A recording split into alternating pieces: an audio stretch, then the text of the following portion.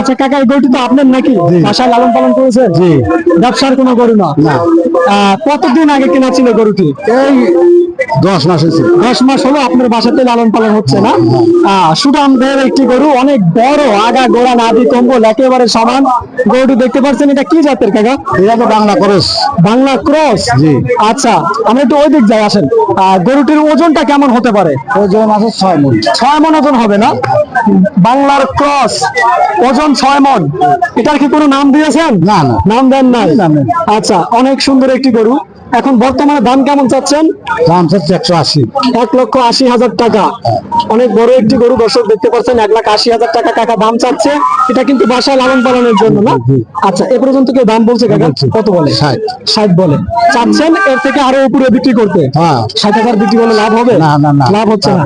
10 মাস লালন পালনের পরেও লাভ হচ্ছে না। বাজারটা একটু নরম যাচ্ছে নাকি? হ্যাঁ, বাজার নরম যাচ্ছে। ইনশাল্লাহ গরুটি বিক্রি হয়ে যাবে, আমরা দোয়া করি আপনি গরুটি বিক্রি করেন। আর ওজনটা কত বললেন? 6 মণের উপরে? 6 মণ। 6 মণের উপরে। 6 মণ আছে, একটু বেশি হবে। এটা কয় দাঁত? 2 দাঁত। 2 দাঁত। কম বেশি করে এই হাটে বিক্রি করবেন নাকি? হ্যাঁ, এই হাটে। এই হাটে যা হয় ইনশাল্লাহ বিক্রি হয়ে যাবে।